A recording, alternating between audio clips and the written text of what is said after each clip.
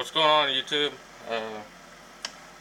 This is Bug Out Survival 01 coming at you with another video.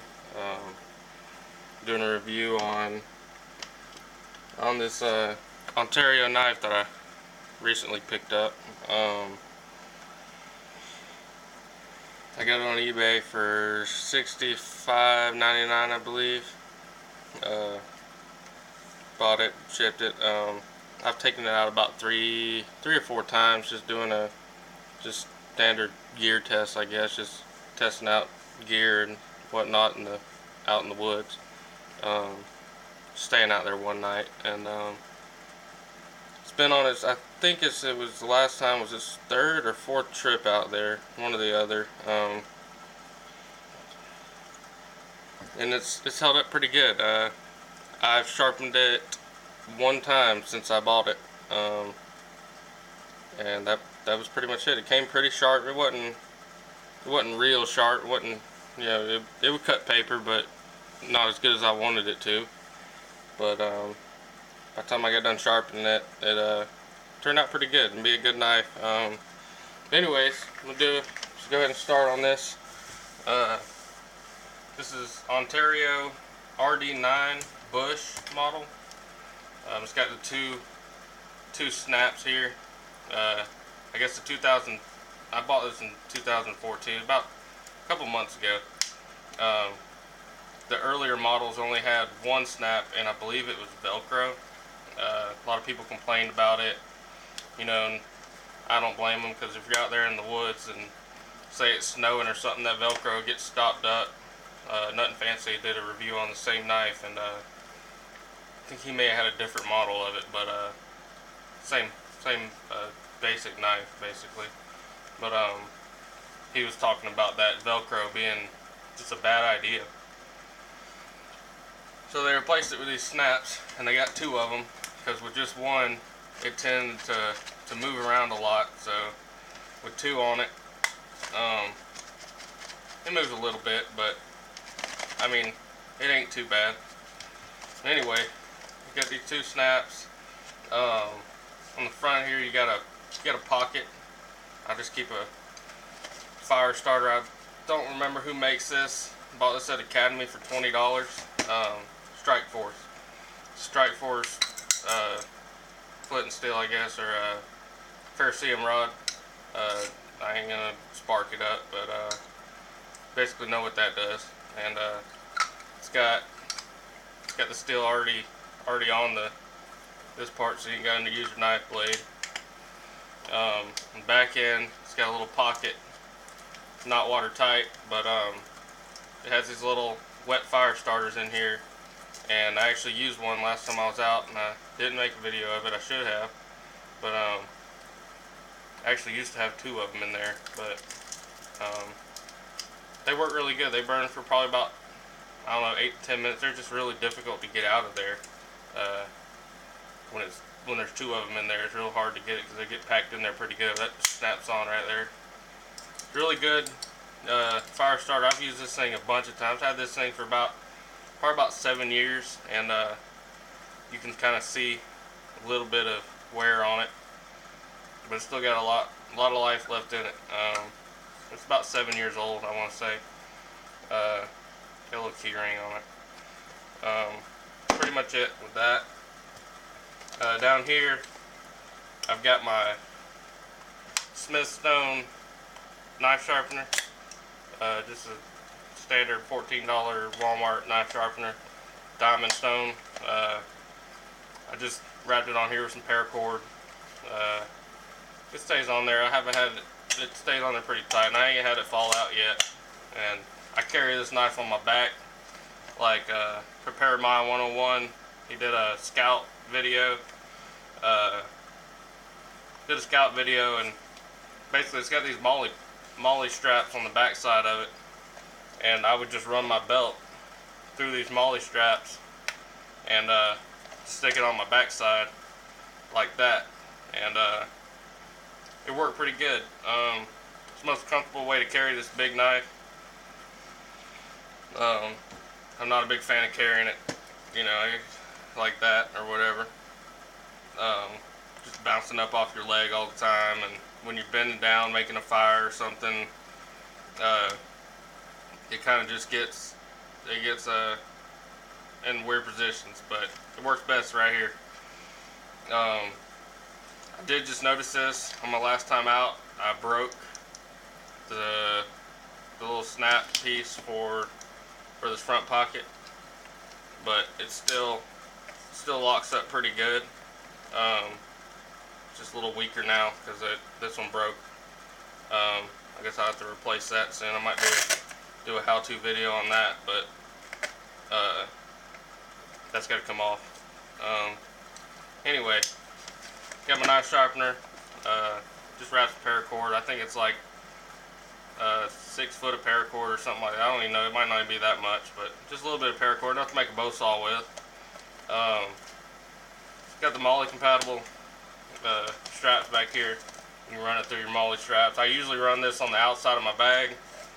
I'm going to do a review on that bag later on, but it's a Field Line Tactical, $40, $39.98 at Walmart. I don't know how good of a bag it is, but I've taken it with me probably about 4 times now, 3 or 4 times. I've taken it out, and I hadn't had any trouble out of it. I think the load out on that bag's right at 40 pounds, I want to say. It's a little heavy, but I don't really do much hiking. I usually drive to the spot, and it's really not that bad. But I guess hiking around with a 40-pound bag, it wouldn't be too bad, but not exactly a good day, I guess. Anyway, let's get down to the blade. It's got a 9-inch blade on it. I believe it's a full flat grind is what they call that, where it's ground all the way up to the top. It's got my Micarta handles on it, which is like a OD green type handles. They didn't have all these designs and stuff, and I put that in there, watched the guy do it, and he did it on a set of Spyderco scales, and I just liked the way it looked, so I thought I'd try it out. And I use this Dremel bit right here, and basically you just Dremel it up and down and just go about all the way through it. Try to offset them a little bit. It's got a 3/16 inch thickness blade, and let's see, I might get it on a micrometer here. Let's see about this.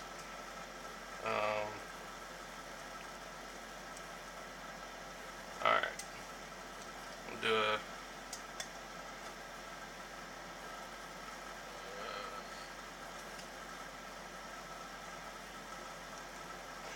there we go. Well,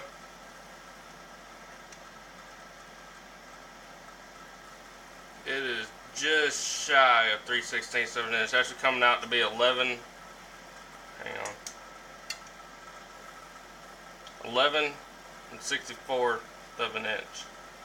I guess is how you would say that, but that's what I'm coming up with. It might be thicker down here at the handle. Yeah, it's 3/16 at the handle, but where they ground the blade down, yeah, it's 3/16 there, but where that full flat grind is, it comes all the way up, and it's not 3/16 on this part right here. It's a little thinner than I'd like. I would like this big of a knife to have a 1/4 inch blade. The RD6 Bush model has a 1/4 inch blade. I don't know why this one comes with a 3/16, but I hadn't had no trouble out of a baton with it. I've done a lot of stuff with this knife, mostly just batoning, and it's got this choil right here with you can put your finger there and you can whittle on stuff or whatever, make feather sticks, and it actually works pretty good. The handle fits my hand pretty good. I got decent sized hands, and I mean, I wear an extra large glove, but the handle fits my hand pretty good. Now, swinging it, chopping it or something, it would tend to slip a little bit. But you know, knives are made for, you know, small work. It ain't really made to be chopping down trees and stuff. As far as the steel goes, I believe it's 56 Rockwell hardness, high carbon steel, or 5160, I believe. 5160 spring steel, I think is what it is. Just tool steel, basically, I guess. It does need to be sharpened. It's not very sharp right now. I mean, last time I took it out, I mean, when you baton with a knife a bunch of times and, you know, cutting sticks and stuff like that, it's got little itty bitty nicks in it. You know, just tiny little nicks.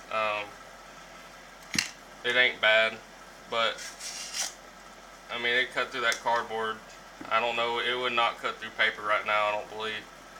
But it's got a blackish gray. It looks gray. I believe they said it was black, but it looks gray. Powder coat finish. Hadn't had any big problems with it other than, you know, batoning through a log or something. It kind of flattens it and smooths it out. So I don't know what I'm gonna do about that. I might end up doing like a patina on it or something. But it's just got these laser engraved Ontario USA, knives made in USA. So that's another reason why I bought it over some of the Chinese made knives, made in America. And that's why I got this one. But I just wanted a big knife to carry, say on my bug out bag, or to have a good camp knife, good all around knife that would do just about anything I wanted it to. And this knife does just about everything I want it to. But everything's laser engraved onto this powder coat finish. So if I strip this powder coat finish, I'm going to lose the RD9 Bush. I'm going to lose their trademark, I guess. I don't know what that would be called. Their emblem. It's a Ranger Series Ontario knife. That's what the RD9 stands for, I guess. It's a decent knife. My Micarta handles are really nice. They're like an OD green. It said tan on the description on eBay, but once you get it in your hand, it's more like an OD green type micarta. Then you sand it down, and some of it's like a lighter green down in here, but this was the original color here. I like the knife, and I would suggest buying one. I would go, if I were to do it again, I would go with a RD6 bush. A lot shorter, about the same price, be a lot shorter. Having just a 6-inch blade, it would do just about everything this one will do. But overall, that's my opinion on it. It's a nice knife, but I mean, the sheath, it's just like a lot of Ontario knife sheaths. They got this cheap plastic insert in it. It says it's black, or black plastic, but it's actually clear. I haven't seen this one personally. It looks black from up here, but I believe it's clear. Anyway, it holds the knife. The knife wobbles around in there a little bit. It's kind of loud. I've been thinking about pulling the insert out and heating it up and squishing it down and making it fit the knife a little better. But it serves its purpose. It keeps it from coming through the sheath. So that's all I needed to do. I like this front pocket it's got on it. You can put another small knife, say a Leatherman, or you can put you a Leatherman in there. You can even put you an extra mag for your Glock 45. It don't matter, whatever mag you want, you can put it in there. I don't see why you would need a magazine in your knife sheath, but I like to keep my fire still in there so I know where it's at all the time. I'm debating on taking this knife sharpener off. It's just kind of big and heavy, and to sharpen your knife you actually have to pull the sheath off. But I don't know. It's an easy way to keep it on there, and it keeps it out of the way of my bag and all that stuff. But I think in the long run, I might end up taking this off and putting it back in the pocket in my bag. But anyways, that's my review on the Ontario RD9 Bush model, Ranger Series. It's got like the pummel on the back with a lanyard hole. I don't really like lanyards on my knives, they get in my way. But anyways, that's my review on that knife, and just stay tuned and more videos. I'm trying to put up as many as I can, and I'm about to do another one on some other stuff. And anyways, just leave me a comment in the comment section and give me some new ideas or anything like that. You got any ideas or something to improve my channel, anything. I'm just starting out on YouTube, and I'm trying to get more viewers, and just having a little bit of trouble with it. But just I don't know how to get more viewers, but I'm just gonna keep on putting on videos. But thanks for watching. Have a good evening. Bye.